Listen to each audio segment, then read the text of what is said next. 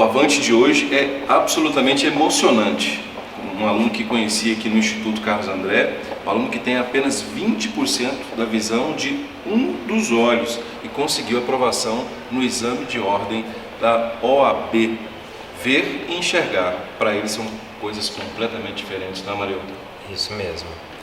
Ao longo da trajetória da minha vida, eu só busquei ver e não compreendi o enxergar. Foi daí então que eu senti necessidade de enxergar. Por quê?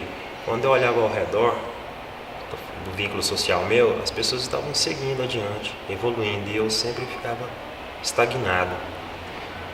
Quando eu busquei enxergar, eu comecei a caminhar, comecei avante. E fui desenvolvendo a minha vida com o passar do tempo, minhas conquistas, objetivos sendo alcançados. E por falar em avante, vamos conversar então sobre essa sua trajetória que é linda. Confira aqui o Avante.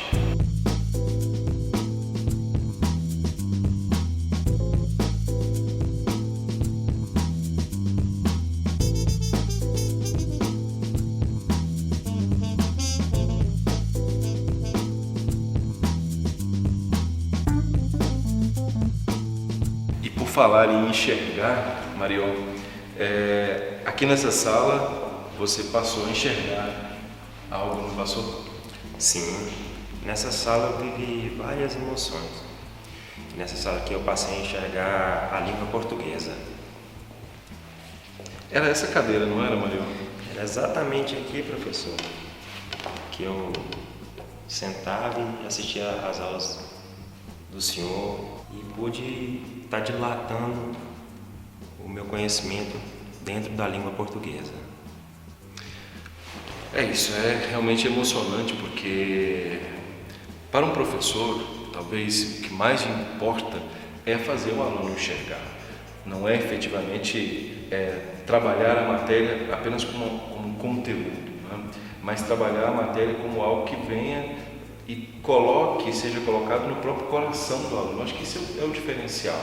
E eu acho que alunos como você que nos motivam efetivamente a continuar a querer fazer as pessoas enxergarem a última flor do laço. E muita gente quer estudar inglês, etc., mas português é que realmente importa, não é, Maria? Sim, eu penso assim, professor. Primeira coisa que devemos aprender é o nosso português, que é lindo, é maravilhoso. Vamos contar um pouco da sua história? Vamos sim, vamos lá, avante.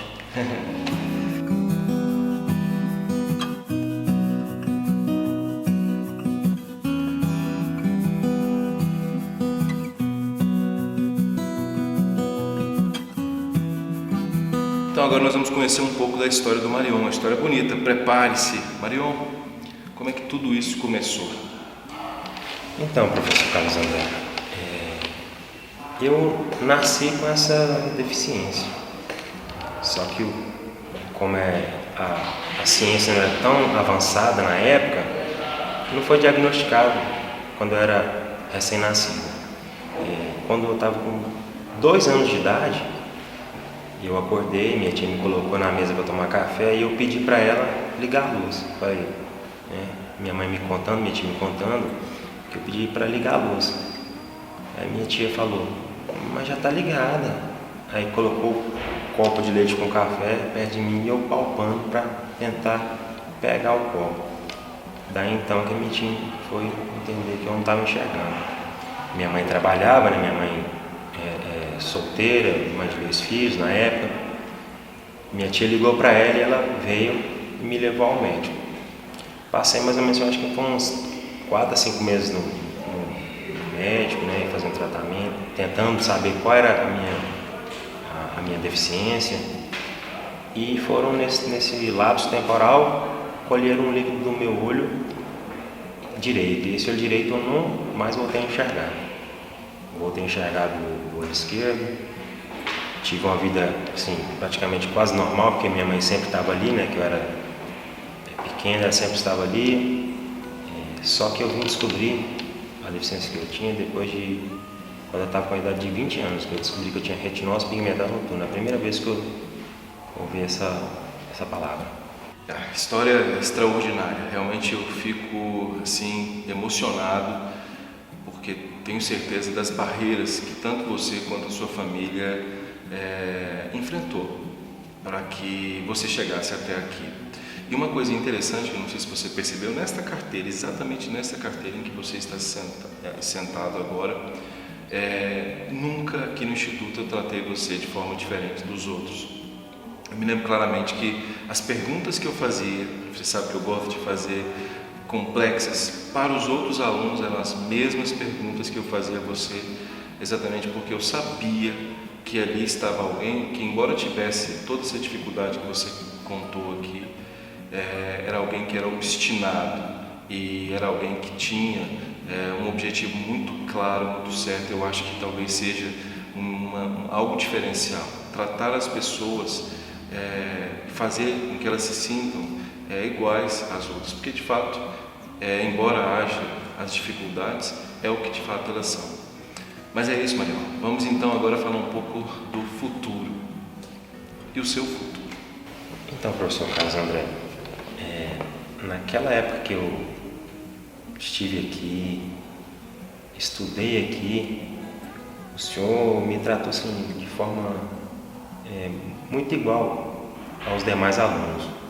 Eu me lembro bem, professor, que o senhor fazia pergunta para todos igualmente e me inseria as mesmas perguntas de forma igual. Não, assim, não tirava nenhuma vírgula. E eu vou ser bem sincero para o senhor, professor, aquelas perguntas poderiam me fazer a nunca mais voltar aqui. Mas se eu fosse uma pessoa fraca, se eu não soubesse onde eu queria chegar, quais são os meus objetivos. E hoje eu posso falar, professor, eu cheguei, eu alcancei um dos meus objetivos. Em relação ao meu futuro, lógico, eu passei no exame da ordem, eu quero advogar, mas uma coisa que já está concretamente sim, é a minha pós-graduação, que eu começarei agora em agosto. E essa está confirmada. E outra, professor, eu vou dar início agora aos meus estudos para um concurso público. Eu quero passar no concurso público ainda, e eu vou passar. E para concluir esse avante de hoje, que é de fato emocionante, eu quero que você deixe um recado, Mariel. Hoje nós vivemos um mundo difícil, muito complexo, em todas as circunstâncias, e eu queria que você deixasse um recado, um convite, na verdade, às pessoas que estão desesperançosas. Qual o recado que você deixa para essas pessoas, Mariel? Então, aqui eu faço um convite a todas aquelas pessoas que se acham assim, incapazes, que se veem em dificuldade. Eu convido a vocês a enxergar vocês mesmos, para poder se entender, se resolver e quebrar qualquer bloqueio que exista na sua vida, para seguir avante. É isso aí. Tenham o seu terceiro olho e até o próximo avante.